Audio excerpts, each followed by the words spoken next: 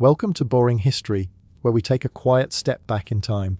Today's journey is titled, A Journey Back Everyday Life in America 100 Years Ago. Let's gently uncover how ordinary people lived, worked, and dreamed a century ago. In America 100 years ago, the rhythm of daily life moved at a much slower pace compared to the hurried patterns of the modern world. Families structured their days around routines that were shaped by necessity, tradition, and the limits of the technology available to them. The household was the core unit of life, and within it, every member usually had specific roles to play, whether in rural farming communities or in urban settings where industrial jobs shaped the day. The early morning was often the busiest time of day. People tended to rise with the sun because electric lighting was still spreading, and the convenience of staying up late at night was limited for many households. Morning tasks were practical and repetitive.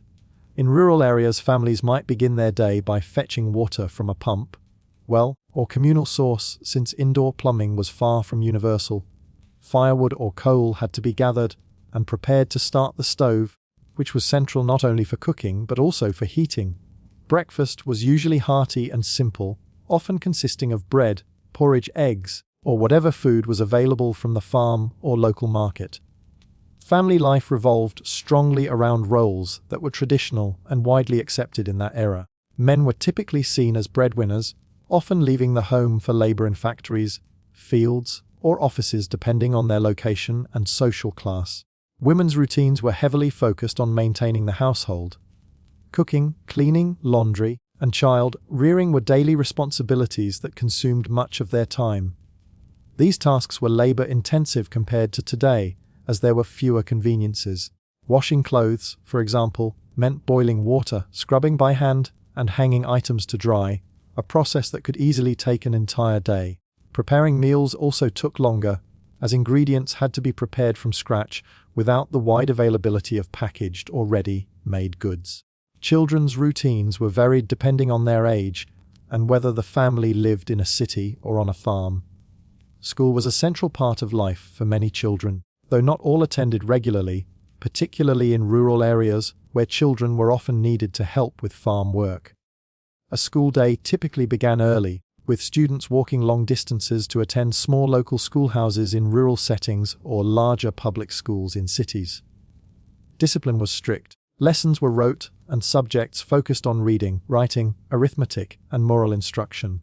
After school, children often contributed to household chores, whether feeding animals, tending gardens, or assisting their mothers with domestic tasks.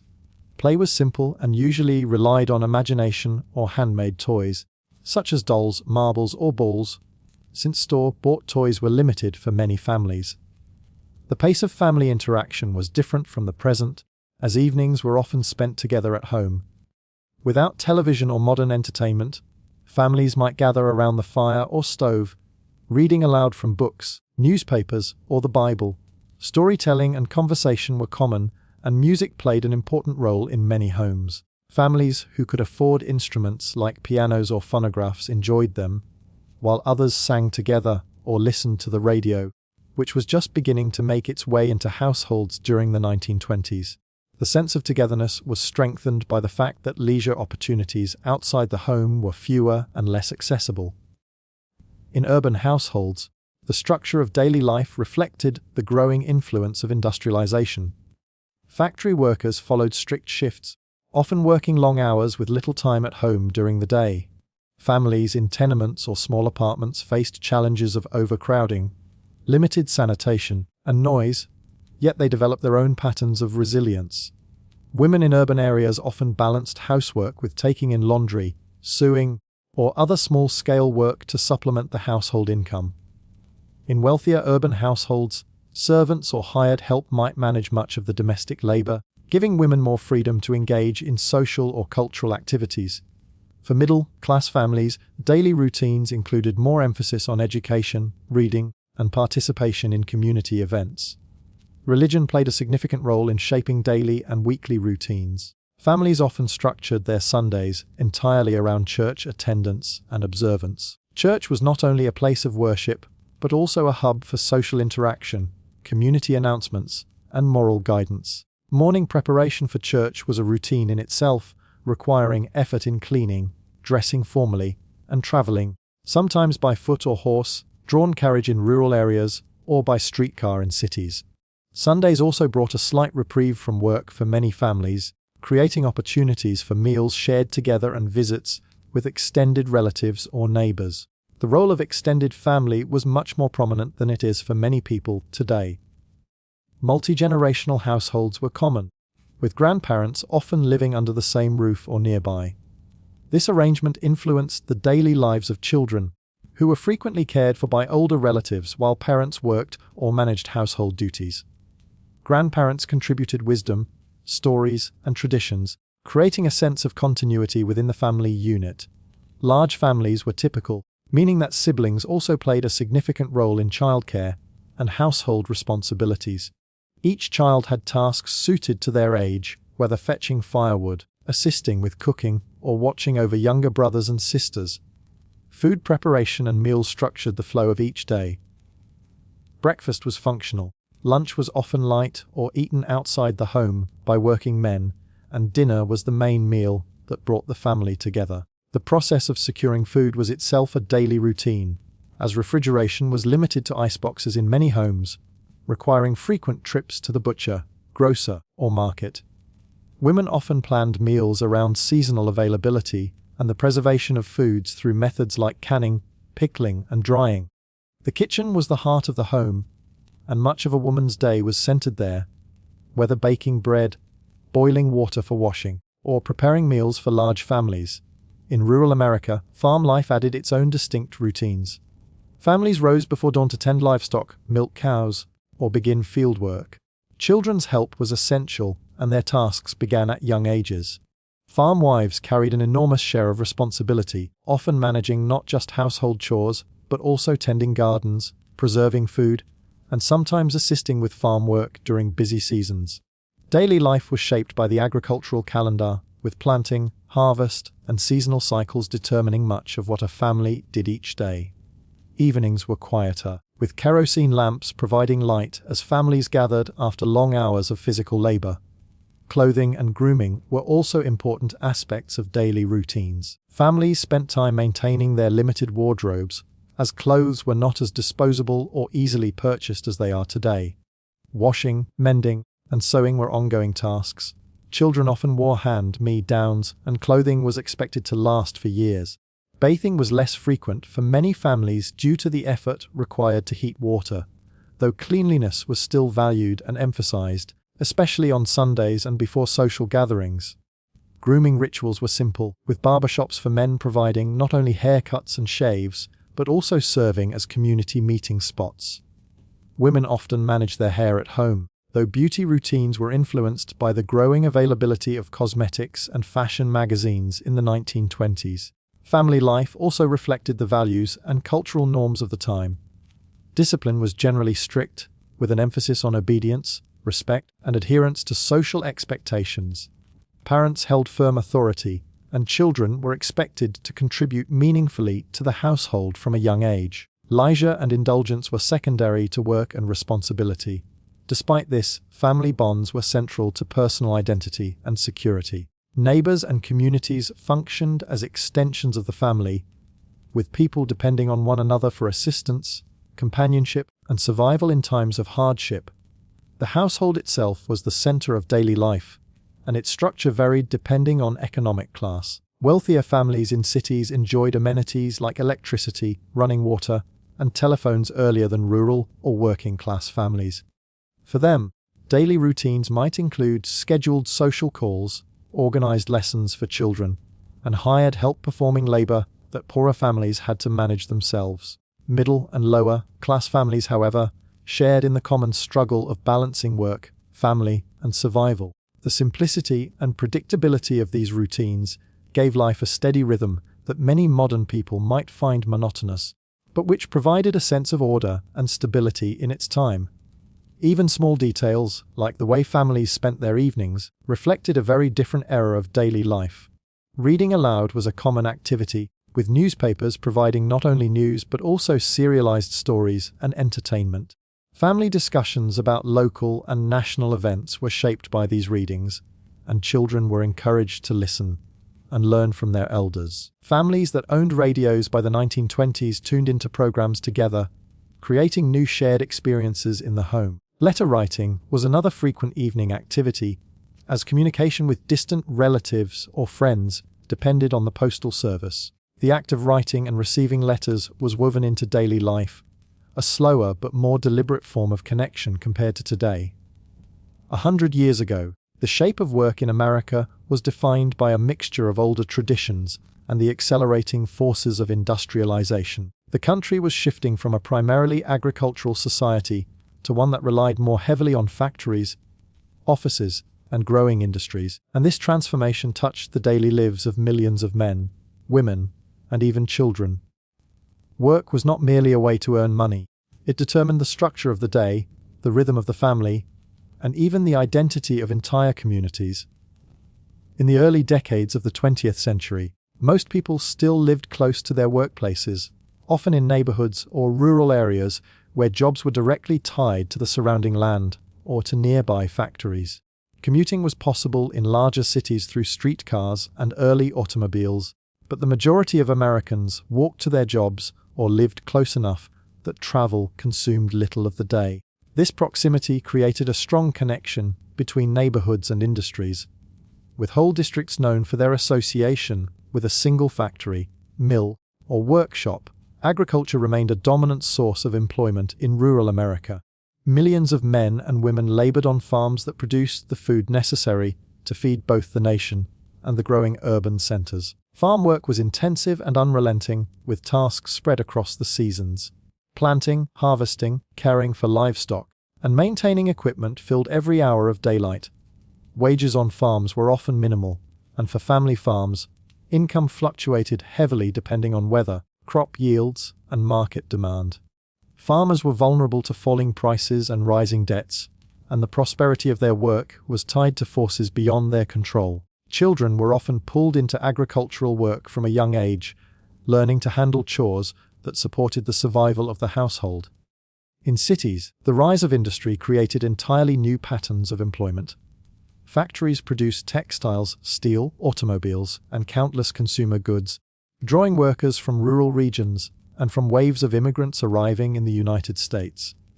Industrial jobs were repetitive and physically demanding, with long shifts that could extend from 10 to 12 hours a day, 6 days a week. Wages were low, especially for unskilled laborers, and many families needed multiple members of the household to work in order to make ends meet. Men typically filled the heaviest industrial jobs, but women and children also entered factories, particularly in textile mills and garment workshops where nimble hands and patience were valued over physical strength. The automobile industry stood out as one of the fastest growing sectors of employment during the 1920s. Henry Ford's assembly line methods transformed the pace of production and created a model that spread across many industries. Assembly line work was monotonous, but offered wages that were considered relatively higher compared to other factory jobs. The standardization of work routines emphasized efficiency over creativity, and workers often found themselves repeating the same simple task for hours at a time. Despite the higher wages, the strain of the work environment was evident, and labor turnover was high until companies introduced benefits and stricter systems of management to retain employees. Office work was expanding as well, though it was largely limited to men in managerial roles, and to women who entered as typists, secretaries, and clerks. The typewriter and telephone opened opportunities for women to enter the workforce in ways that had not been as common before, though wages remained far lower than those of their male counterparts. Offices were formal and hierarchical, reflecting the broader social norms of the time, and many women found that their employment options were limited to supportive roles rather than positions of authority. Still, office jobs were often considered desirable compared to factory labor, offering cleaner environments and more predictable schedules. The service sector was also a significant employer. Shops, restaurants, and small businesses provided work for both men and women. Retail clerks, waitresses, barbers, and domestic workers filled essential roles in the fabric of daily life. Wages in these positions were typically low, but the work was steady and, in some cases, provided tips or additional income. Domestic service was especially common for women, particularly those from immigrant backgrounds or lower-income families. Housemaids, cooks, laundresses, and nannies often lived in the homes of the families they served, blending their working lives with their living arrangements in ways that blurred personal boundaries. Mining, railroads, and construction offered employment for those willing to endure some of the hardest and most dangerous conditions. Miners descended into coal shafts or metal ore tunnels, facing risks of cave-ins, explosions, and health problems caused by dust and poor ventilation. Railroad workers laid tracks, repaired engines, and operated trains that connected cities and carried goods across the continent. Construction workers built the expanding skylines of American cities, often laboring at great heights without modern safety equipment. These jobs paid modest wages but carried high risks, and accidents were common. The physical toll of such work shortened lifespans, yet for many families it remained the only option available. Immigrant labor was essential in many industries. Italians, Poles, Irish, and other European immigrants worked in factories, mines, and construction, often for wages lower than those given to native-born workers. Discrimination limited their upward mobility, but they formed strong communities that relied on shared work opportunities. African Americans, too, migrated in large numbers from the rural South to northern cities during the Great Migration, seeking industrial jobs in places like Chicago, Detroit, and New York. While opportunities expanded, they faced segregation, unequal pay, and exclusion from certain industries. Nonetheless, their labor became a central part of the workforce in urban America. Unions and labor movements were slowly gaining strength during this period, responding to the long hours, unsafe conditions, and low pay that defined many workplaces. Strikes and protests were common, though they were often met with resistance from employers and at times violent suppression by authorities. The 8-hour workday was a goal that workers across industries fought for, and gradual reforms began to shift labor laws. Child labor was one of the most contentious issues, as many children under the age of 14 were still working in factories, mines, and fields. Efforts to regulate child labor gained momentum during this time, but the practice remained widespread in many parts of the country. Wages varied dramatically by industry, gender, and location. Skilled workers such as machinists, carpenters, or engineers earned more than unskilled factory hands, but even skilled labor often struggled to keep pace with the rising cost of living in cities. Men generally earned more than women, even for similar tasks, and children were paid a fraction of adult wages. Farm income was particularly unstable, as families often relied on seasonal earnings that could fluctuate wildly. The wage gap between rural and urban areas contributed to ongoing migration to the cities, where industrial jobs, despite their hardships, promised more consistent pay. The nature of wages was tied not only to survival, but also to aspirations. For working-class families, wages determined the ability to afford housing, clothing, and food. Small luxuries such as a phonograph, a Sunday outing, or an occasional trip to the cinema were made possible only when wages stretched beyond the necessities. Saving money was difficult for most families, and economic security remained fragile, with illness, injury, or unemployment threatening to unravel the stability of households. For middle-class families, wages supported modest comfort, allowing for education, home ownership, and participation in community life. The contrast between classes was evident, as wealthy industrialists and professionals lived in luxury, while working families lived in crowded tenements or modest farmhouses. Industries that shaped the American economy during this period reflected the changing demands of society. Steel and coal were foundational, feeding the growth of railroads, construction, and manufacturing. Textiles and garments employed thousands, particularly women, in urban centers. The automobile industry was rapidly expanding, with Detroit becoming a symbol of modern industry. Oil, too, was growing in importance, fueling both automobiles and industry.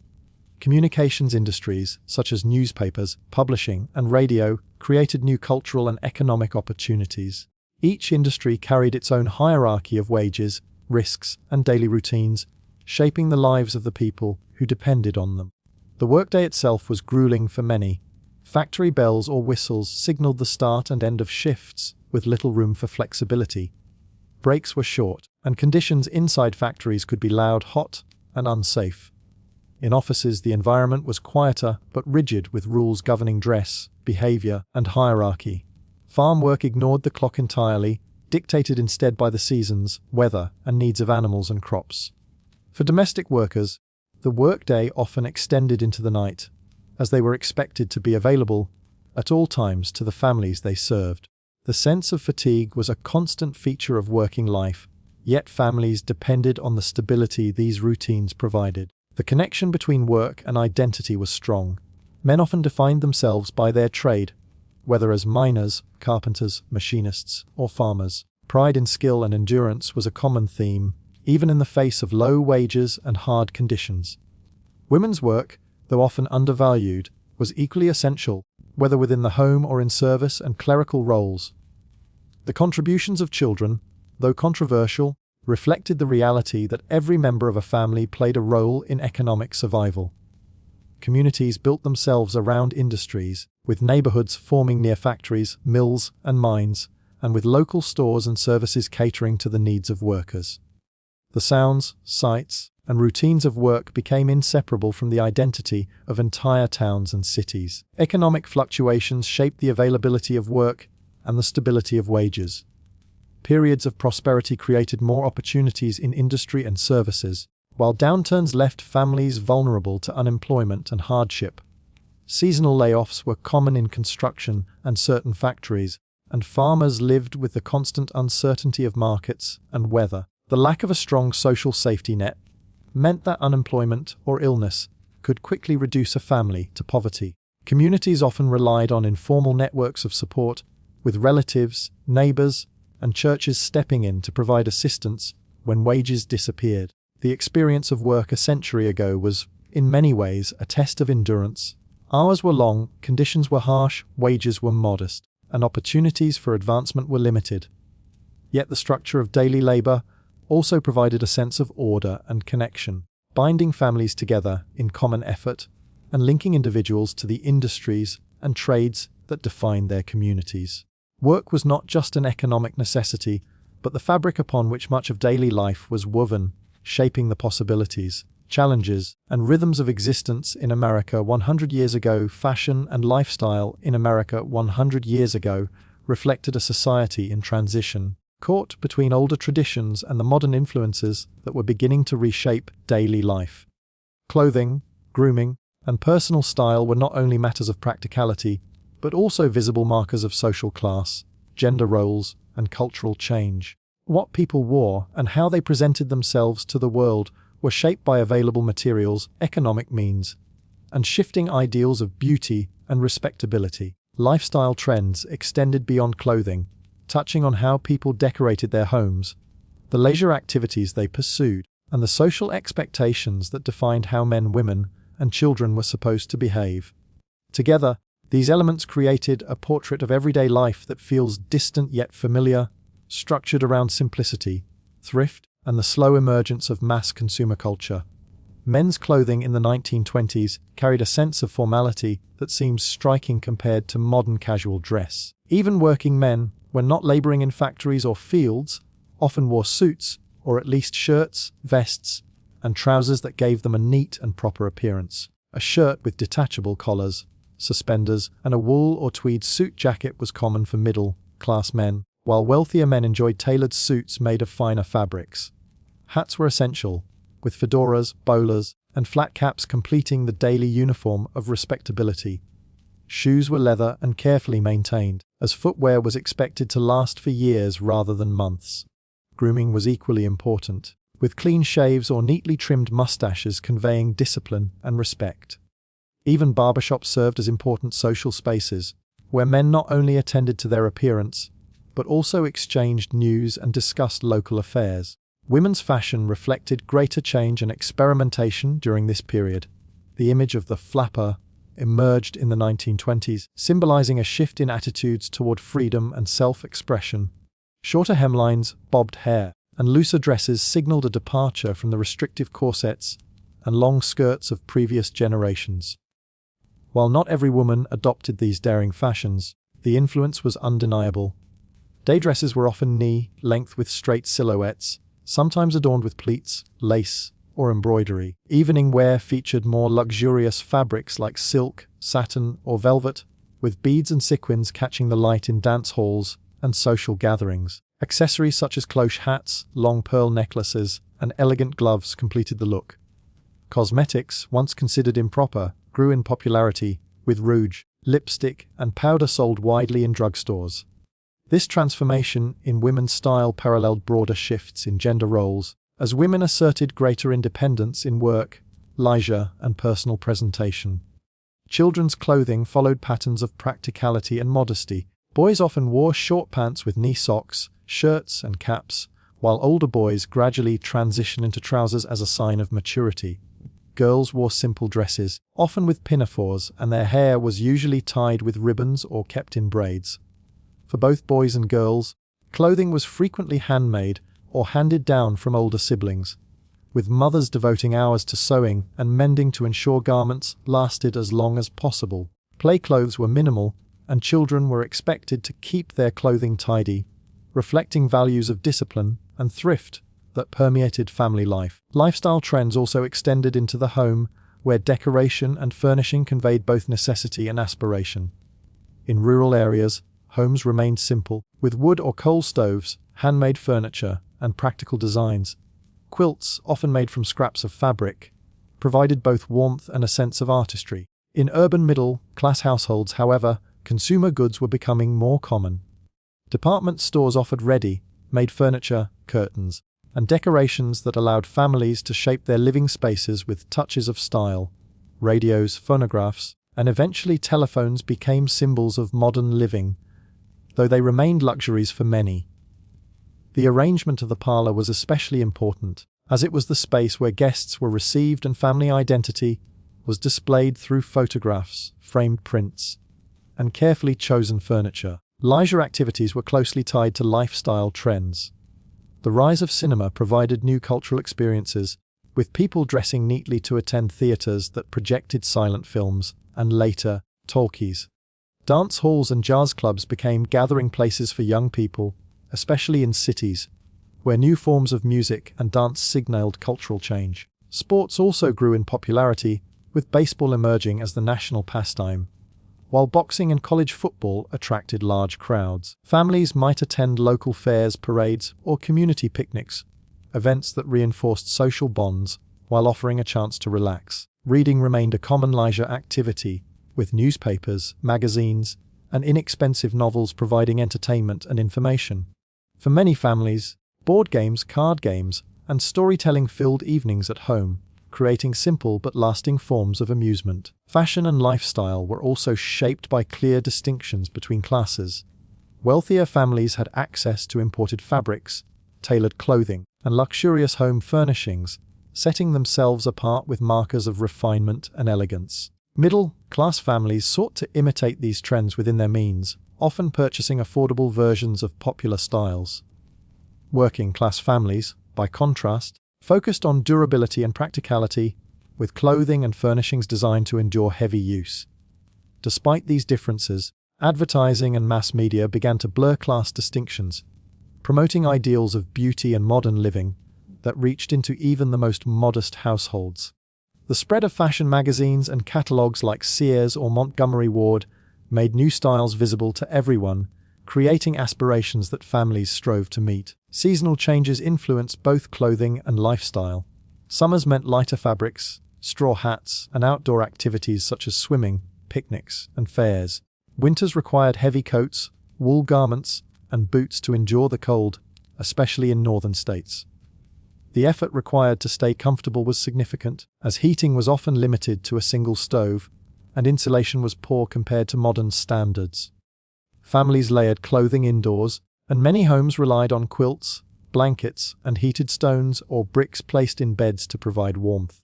The practical demands of the seasons shaped daily life as much as fashion trends did, dictating what people wore, how they decorated their homes, and what leisure activities they pursued.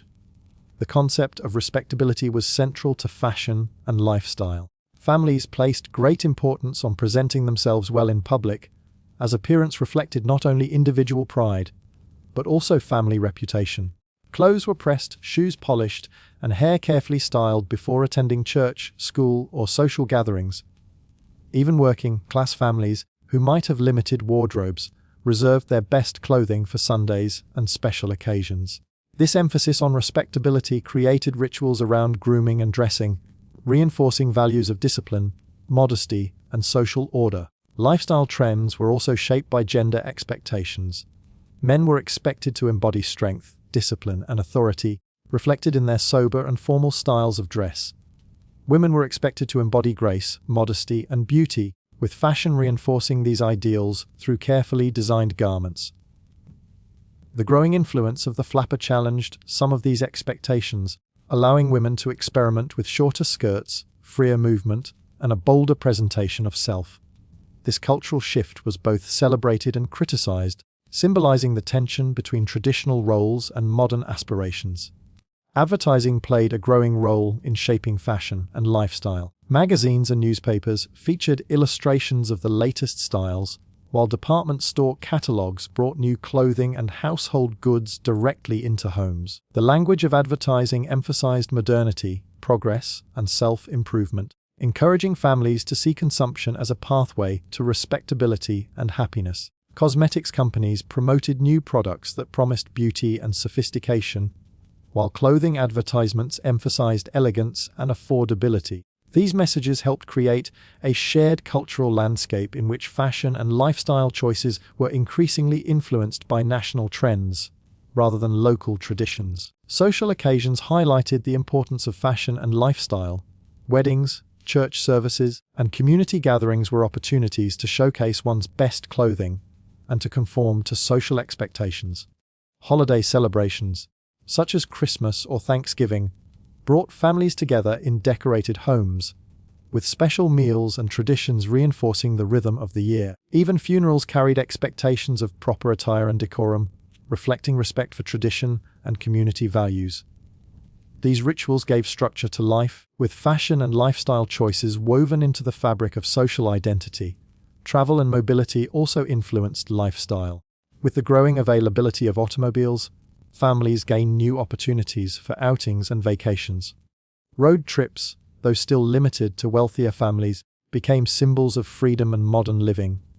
Clothing had to adapt to these new activities, with practical attire for driving and travel emerging alongside more formal wear. Trains remained the dominant mode of long-distance travel, and travelers dressed neatly for journeys, reflecting the belief that appearance mattered in all public settings. The expansion of leisure travel shaped both fashion and lifestyle, as families sought to balance tradition with new experiences.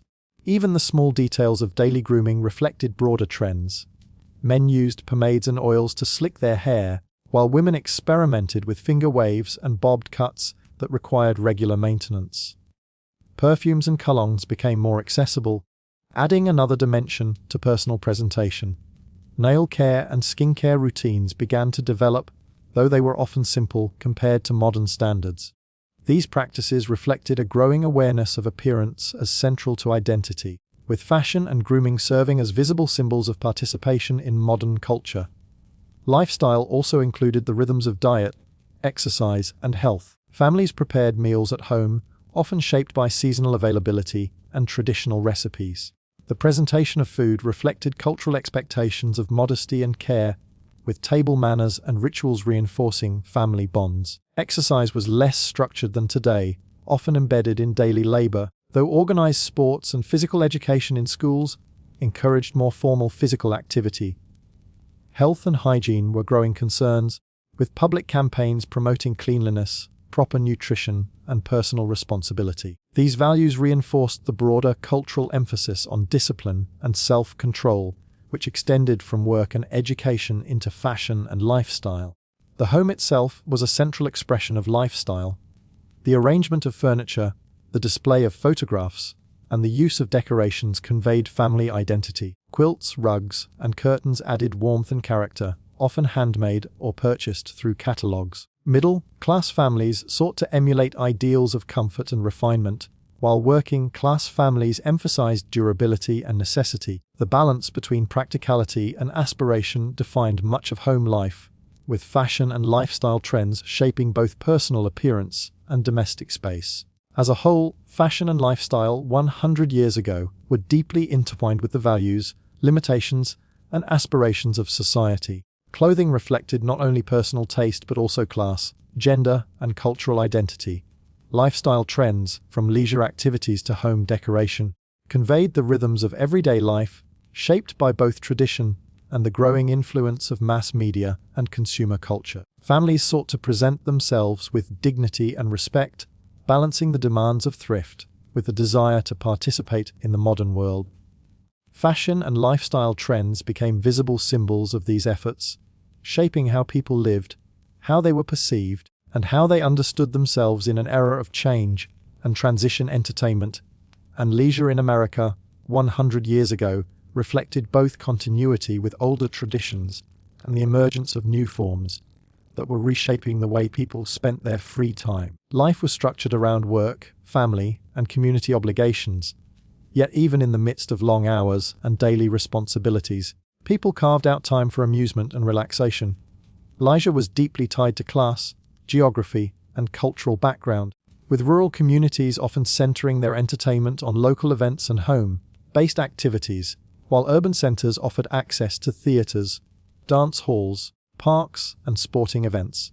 Despite these differences, the universal human desire for enjoyment, companionship, and escape from routine meant that families and individuals found ways to enrich their lives through leisure in both simple and elaborate ways. The growth of cinema during the 1920s marked one of the most significant transformations in entertainment. Silent films had already been popular in earlier years, but the introduction of synchronized sound in the late 1920s revolutionized the experience. Movie theaters became central gathering places in cities and small towns alike, offering affordable tickets and a chance for people of all backgrounds to immerse themselves in stories, comedies, romances, and adventures. Going to the movies was an event, with patrons dressing neatly and gathering in ornate theaters that often resembled palaces, complete with chandeliers, velvet curtains, and elaborate architecture. For many families, the weekly trip to the cinema became a ritual that provided escape from the struggles of daily life and exposure to the glamour of Hollywood stars, whose fashions and behaviors influenced broader culture. Music was another cornerstone of entertainment. The spread of jazz, born out of African American communities, reshaped the soundscape of the nation. Jazz clubs, dance halls, and speakeasies echoed with the rhythms of trumpets, saxophones, and pianos, and young people flocked to hear the latest tunes. The Charleston and other dances became wildly popular, embodying the carefree spirit associated with the decade. Families who could not attend live performances still engaged with music through phonographs, which brought recorded songs into the home. Radios, though still a luxury for many in the early 1920s, soon became household staples, connecting families to broadcasts of music, news, and variety programs. Listening to the radio in the evening became a shared experience, with voices and melodies traveling across the airwaves to reach people in both crowded urban apartments and isolated rural farms. Sports offered another dimension of leisure that united communities and created national heroes. Baseball was firmly established as America's pastime, with players like Babe Ruth capturing the imagination of fans across the country. Games were played not only in major league stadiums, but also in local sandlots and community fields, where children and adults alike gathered to participate. Boxing, too, grew in prominence, with champions such as Jack Dempsey drawing huge crowds and headlines. College football attracted passionate followings, particularly in regions where universities became symbols of pride and identity. Sporting events were not only about the competition, but also about the communal experience, with crowds cheering together, vendors selling refreshments, and the atmosphere providing a break from the grind of daily labor. In rural communities, leisure often revolved around seasonal gatherings and traditions. Church socials, barn dances, county fairs, and picnics provided opportunities for neighbors to come together, share food, and enjoy music and dancing. Storytelling, hymn singing, and simple games like horseshoes or checkers filled evenings in homes and community spaces. These activities emphasized togetherness and reinforced bonds within close-knit communities. The slower pace of rural life meant that entertainment often relied on imagination, tradition, and the resources available at hand rather than commercial options. Families might spend evenings reading aloud, playing music on fiddles or banjos, or engaging in quilting circles and other social crafts that combined productivity with companionship. Children's entertainment was simpler, but no less significant. Toys were often homemade, crafted from wood, fabric, or other readily available materials. Dolls, marbles, tops, and kites were common playthings, while games like hide and seek, hopscotch, and tag occupied hours of outdoor play. In rural areas, children's entertainment was closely tied to nature, with rivers, fields, and woods serving as playgrounds. In cities, children gathered in streets, vacant lots, and parks, inventing games and sharing limited toys. Books and magazines designed for young readers were increasingly available, offering stories that entertained, while also instilling moral lessons. Comic strips in newspapers brought humor and imagination into homes, and many children eagerly followed serialized adventures of their favorite characters. Leisure for adults also included activities rooted in tradition. Card games such as bridge, poker, and euchre were popular, often played in homes or social clubs. Board games like checkers, chess, and parcheesi provided structured amusement, while crossword puzzles and word games gained popularity in newspapers and magazines. Reading remained one of the most accessible and widespread forms of leisure. Families subscribed to newspapers and periodicals, and novels circulated widely, with public libraries serving as important institutions for communities. Literature provided not only entertainment, but also education, broadening horizons, and offering a quiet form of escape. Travel and excursions became increasingly common leisure pursuits, with the growth of automobile ownership. Families who could afford cars found new freedom to take day trips to nearby lakes, parks, and countryside destinations. Picnicking, swimming, and camping provided opportunities to break away from routine and enjoy nature. For those without cars, streetcars and trains still offered access to excursions, whether to amusement parks, beaches, or neighboring towns. The expansion of public parks in cities provided green spaces for walking, picnicking, and recreation, making leisure accessible to a wide range of families. Dance was central to the leisure of young people. Dance halls, often featuring live bands, provided spaces where social interaction and music merged into vibrant gatherings. The dances of the time were energetic and expressive, breaking away from the more restrained styles of earlier generations. Jazz influenced dances like the Charleston, the Black Bottom, and the shimmy captured the spirit of rebellion and freedom that characterized much of youth culture. Even in more conservative settings, square dances, waltzes, and polkas continued as staples of social gatherings, reflecting the blend of tradition and modernity that defined the era. Religious and community organizations provided structured leisure activities that reinforced values and social bonds. Churches sponsored picnics, plays, and musical performances, while fraternal organizations and civic clubs hosted gatherings, banquets, and charity events. These activities served both entertainment and moral purposes, providing safe environments for families and reinforcing community identity.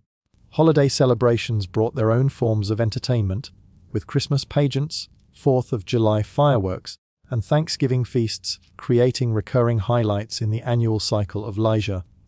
Vaudeville theatre remained popular in the early part of the decade, offering variety shows that combined comedy, music, acrobatics, and novelty acts. These performances appealed to broad audiences and provided a mix of entertainment that was both affordable and accessible. As cinema grew in popularity, vaudeville began to decline, but it left a lasting influence on American comedy and performance. Live theater continued in urban centers, particularly in New York, where Broadway productions attracted audiences seeking more refined entertainment. The coexistence of live performances and film reflected the diversity of leisure choices available during the era. Amusement parks offered thrills and spectacle, drawing crowds eager to experience roller coasters, carousels, and midway games. Places like Coney Island symbolized the rise of mass entertainment, providing a space where people from different backgrounds mingled in pursuit of fun. These parks combined mechanical rides, food stalls, sideshows, and performances into environments designed for escape and excitement. For many families, a trip to an amusement park was a special occasion. blending modern innovation with timeless desires for fun and adventure.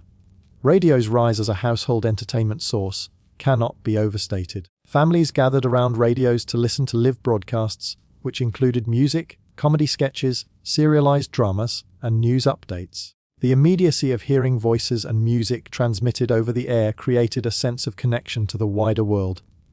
Radio fostered shared experiences, as millions could listen to the same program at the same time, creating a new kind of national culture. Even in rural areas, where isolation was common, radio brought news, entertainment, and a sense of belonging to the broader nation. Leisure was also shaped by the rhythms of work and economic reality. For working-class families, free time was limited, and entertainment was often inexpensive or homemade. A deck of cards, a borrowed book, or an evening of conversation might be the extent of leisure after a long day. Middle-class families, with more disposable income, could afford theatre tickets, radios, or outings. Wealthier families enjoyed leisure on a different scale, with vacations, country clubs, and private events reflecting their resources. Despite these differences, all classes shared a desire for rest and enjoyment, finding ways within their means to escape the demands of work and obligation. Outdoor recreation provided another outlet for leisure. Families and individuals enjoyed walking, hiking, fishing, and swimming. City parks encouraged strolling and people watching, while rural landscapes offered opportunities for hunting, horseback riding, and exploration. Bicycles remained popular as both transportation and recreation, especially among young people. The connection to nature, whether in large-scale national parks or local green spaces, reflected a desire for balance between industrial life and the restorative qualities of the outdoors. Magazines and advertising increasingly influenced leisure by promoting ideals of fun, beauty, and relaxation. Photographs and illustrations presented images of fashionable people enjoying sports, travel, and music, encouraging families to adopt similar pursuits within their own capacities. The leisure industry grew in response, with businesses catering to demand for entertainment through theatres, music halls, sports venues, and consumer goods. The commercialization of leisure reflected broader cultural shifts toward mass consumption and modern lifestyles. Family-centered entertainment remained significant despite the growth of commercial options. Singing together around the piano, playing simple games, or telling stories created moments of bonding that reinforced family identity. Neighbors often visited one another, sharing meals, conversations, and small entertainments. These informal gatherings provided companionship and strengthened community ties. Even in cities, where commercial entertainment was abundant, families continued to value the intimacy of home-based leisure. The influence of technology on leisure cannot be overlooked. The phonograph, radio, and cinema reshaped how people experienced entertainment, bringing distant voices, images, and sounds into daily life. These technologies introduced new forms of celebrity, with movie stars, radio personalities, and musicians becoming widely recognized figures. Their influence extended into fashion, behavior, and language, shaping the ways in which ordinary people understood themselves in relation to the broader culture. Technology democratized access to entertainment, though disparities remained between those who could afford the latest devices and those who relied on older traditions of leisure. In the context of a century ago, entertainment and leisure were not just diversions, but essential aspects of life that provided relief, connection, and meaning. They reflected the balance between work and rest, tradition and modernity, community and individuality.